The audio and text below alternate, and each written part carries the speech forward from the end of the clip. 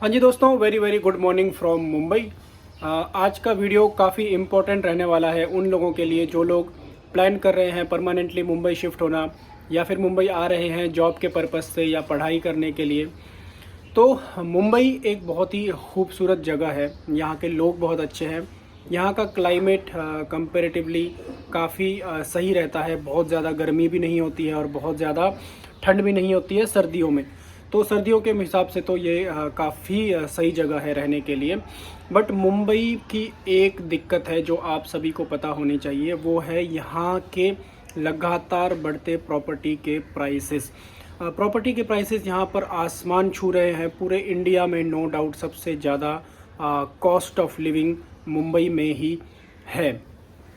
तो अगर आप लोग मुंबई शिफ्ट होने का प्लान कर रहे हैं तो आप सबके माइंड में ये बात होनी चाहिए कि अगर आप रेंट पर रहना चाह रहे हैं या फिर आप अपना घर खरीदना चाह रहे हैं, उसके बाद यहाँ पर रहना चाह रहे हैं, तो आपको थोड़ी प्रॉब्लम्स आ सकती है।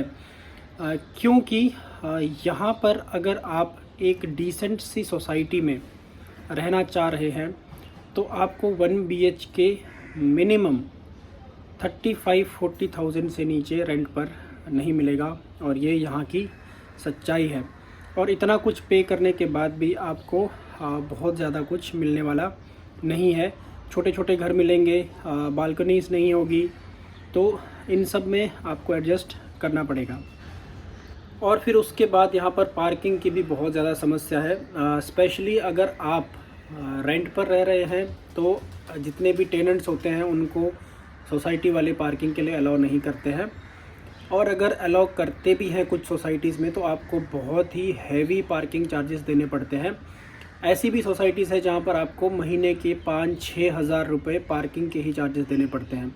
तो सोचिए, जो छोटी कार्स होती है उनकी तो EMI 5-6 हज़ार की होती है, तो उतना ही आपको पार्किंग का भी चार्ज देना पड़ेगा।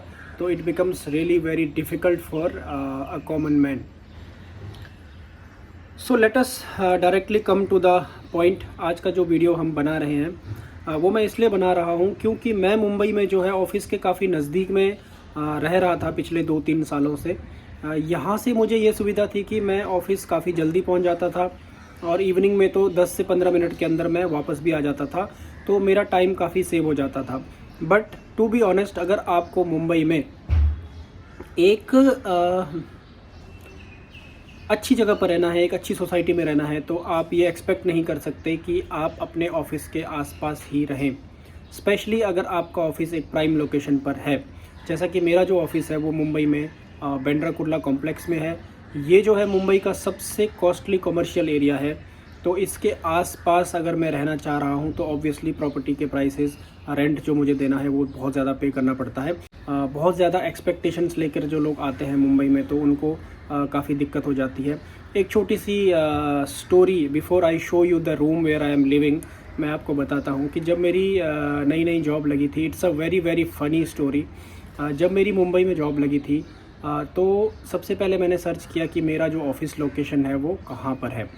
जब मुझे पता चला कि मेरा ऑफ़िस जो है बांद्रा कुर्ला कॉम्प्लेक्स में है, it's very near to Bandra obviously, तो मुझे लगा कि यार अब तो बांद्रा में रूम लेके रहेंगे। और टू बी ऑनेस्ट, जब मैं मुंबई आया तो मैंने बांद्रा में रूम देखना स्टार्ट भी कर दिया था। बट जब मुझे यहाँ की असलियत का पता चला कि भाई यहाँ पर 30-35-40 हज़ार में बांद्रा में चौल में रहते हैं लोग, मतलब एक प्रॉपर आपको फ्लैट नहीं मिलता है किसी अच्छी सोसाइटी में, देन आई रियलाइज्ड, और मुझे मुंबई से दूर नवी मुंबई में जाकर रहना पड़ा, जो कि मेरे ऑफिस से लगभग 25 किलोमीटर दूर था। तो यू कैन इमेजिन कि क्या हालत रही होगी उस वक्त। तो बहुत से लोग जब मुंबई शिफ्ट होते हैं तो बहुत सारी उम्मीदें लेकर आते हैं, कुछ जिनकी नई जॉब्स लगी होती हैं। जैसे हमारे ऑफिस में भी रिसेंटली काफ़ी नए जॉइनीज़ आए हैं, तो यहाँ पर आकर उनका थोड़ा ब्रेकडाउन हो जाता है क्योंकि वो बहुत ज़्यादा एक्सपेक्टेशन लेकर आते हैं। और दिक्कत क्या होती है कि यहाँ पर रूम्स ढूंढने में, फिर ब्रोकरेज देने में, फिर सिक्योरिटी डिपॉजिट वो इतने हाई है कि लोग काफ़ी परेशान हो जाते हैं। बट परेशान होने वाली कोई बात नहीं है। वीडियो का मकसद आपको परेशान करना नहीं है, वीडियो का मकसद है आपको एक रियलिटी से अवगत कराना। तो फटाफट विदाउट वेस्टिंग एनी टाइम मैं आपको अपना रूम दिखाता हूँ जहाँ पर मैं रह रहा हूँ पिछले 2.5 सालों से। देखिए रूम थोड़ा सा क्लटर्ड है क्योंकि this is the last day I am living here in this room, so उसके लिए माफ़ी चाहूँगा। बट आपको फटाफट से एक जनरल सा आइडिया मैं आपको दे देता हूँ। Let's start. So this is the 1 BHK in Tilak Nagar Chembur where I am currently living. ये यहाँ पर इसकी एंट्री और यहाँ पर ये छोटा सा हॉल। अब ये हॉल इतना छोटा है कि यहाँ पर ये जो मैंने एक सोफ़ा कम बेड रखा है, इसकी सेटिंग को अगर मैं चेंज करना चाहूँ, कभी मेरा मन हो कि मैं उधर को इसको लगा दूँ, तो वो पॉसिबल नहीं है। जो है वही है, ऐसा ही फिक्स है, ऐसा ही मिलेगा, जो दिखता है वो मिलता है। अब यहाँ पर आगे जाने के बाद देखिए ये वाला जो एरिया है ये मेरे ओनर ने थोड़ा सा एक्सटेंड कर लिया है, अदरवाइज़ ये हॉल सिर्फ इतना ही रहता, मतलब इतना छोटा hall. Can you imagine 1 BHK का हॉल इतना छोटा कैसे मैनेज करोगे आप। फिर ये थोड़ा सा एक्सटेंड करके लिया है तो थोड़ा सा स्पेस यहाँ पर है, और उसके बाद यहाँ थोड़ा सा स्पेस आपको आउटसाइड में मिल जाएगा जहाँ पर आप अपने कपड़े वगैरह सुखा सकते हो। मुंबई में बालकनी 90% घर में नहीं मिलेंगे आपको, तो बालकनी तो भूल ही जाओ मेरे भाई। उसके बाद यहाँ से अंदर ये देखिए ये पैसेज है, इस पैसेज के यहाँ पर राइट में ये है बाथरूम और वो अपना टॉयलेट। यहाँ पर लेफ़्ट में ये किचन है, किचन छोटा सा किचन का एरिया, और ये अपना फ्रिज हो गया। और यहाँ पर बाहर जाने के बाद छोटा सा काइंड ऑफ बालकनी है जहाँ पर आप अपने कपड़े एंड ऑल सुखा सकते हैं। यहाँ पर क्या बन रहा है, ब्रेकफास्ट बन रहा है। ओके, अब मैं आपको अंदर लेकर जा रहा हूँ रूम की तरफ को। ये देखिए ये है छोटा सा रूम, बहुत ही छोटा मैं कहूँगा। देखिए ये रूम मुझे लगता है ज़्यादा से ज़्यादा 10 बाय 1 2 3 4 5 10 बाय 6 फीट का होगा मैक्सिमम। तो भाई जिस तरह आप देख सकते हैं अपना जो फ्लैट है वो स्टार्ट होते ही ऑलमोस्ट ख़त्म हो गया। तो जी ये था क्विकली जो मैंने आपको टूर दिया इस रूम का। ये मेरा लास्ट दिन है इस रूम में। तो अब इस रूम का जो है मेन मुद्दे की बात, इस रूम का रेंट मैं आपको बताता हूँ। ये रूम मैंने कोरोना के जस्ट बाद 2021 में लिया था। तो उस टाइम जो है प्रॉपर्टी के प्राइसेस थोड़े से डाउन आ गए थे, तो उस टाइम पर जो है रूम्स का जो रेंट है वो मिल जाता था आसानी से, काफ़ी कम में भी। तो मैंने जो है एग्रीमेंट कर लिया था अपने ओनर के साथ 3 साल के लिए, 27, 27, 28 means first year 27,000, second year 27,000 and then third year 28,000। तो 28,000 में इतना छोटा रूम मुंबई में।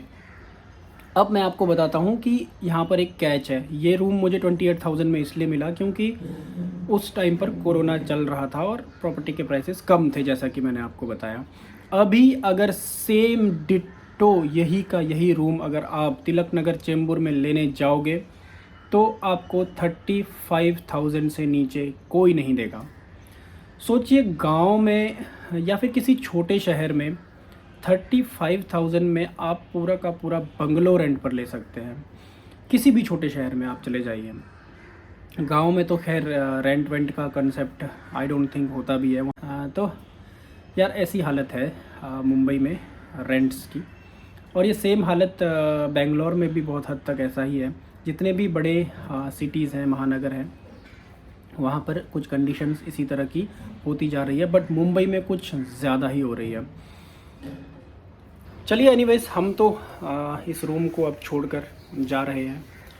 We are shifting somewhere. तो ऑफिस से दूर रहेगा, बट क्या है सुकून रहेगा, क्योंकि थोड़ा सा स्पेशियस भी रहेगा, घर वालों के पर्सपेक्टिव से भी अच्छा रहेगा। क्योंकि मैं जो है पहाड़ों से बिलोंग करता हूँ। हमारे वहाँ पहाड़ों में अगर आपने मेरी पुरानी वीडियोस देखी होगी तो ऐसे सब कुछ खुला खुला होता है, मतलब बड़े बड़े घर, खेत, हरा भरा सब कुछ, हवा पानी एकदम शुद्ध। तो हमें जो है ओपन में रहने की आदत है। तो ये जो छोटे घर होते हैं ना, वो थोड़ा सा ऐसा कैद जैसा ऐसा फील होने लग जाता है। स्पेशली जब मेरे मदर यहाँ पर आते हैं तो उनको तो ऐसे मतलब छोटे घर में घुटन जैसी होने लगती है। तो दैट वाज द प्रॉब्लम। तो चलो भाई, आज का वीडियो इतना ही, शॉर्ट वीडियो। आशा करता हूँ कि आप सबको इन्फॉर्मेटिव लगा होगा। अगर कोई आप लोग आ रहे हैं मुंबई तो थोड़ा सा प्रिपेयर होकर आइएगा कि आपको हो सकता है अच्छे घर में रहना है तो 1-1.5 घंटा ट्रैवल करना पड़ सकता है ट्रेन में। और अगर आपको नज़दीक में रहना है ऑफिस के और आपका ऑफिस प्राइम लोकेशन पर है तो फिर आपको कॉम्प्रोमाइज़ करना पड़ेगा, आपको मतलब छोटे घर में रहना ही पड़ेगा आपको, या फिर आपको किसी के साथ मिलजुल कर रहना पड़ेगा जो आपका रेंट आपके साथ शेयर करे। Also new year is near, और हमारे जो माता जी हैं और इस बार तो जो मेरी एक दीदी हैं सिस्टर, वो भी आए हैं। तो वीडियोस अब कंटिन्यूसली आती रहेगी, एक बार थोड़ा सा सेटल हो जाए तो चैनल पर बने रहना। Thank you so much for watching. जय हिंद, जय भारत।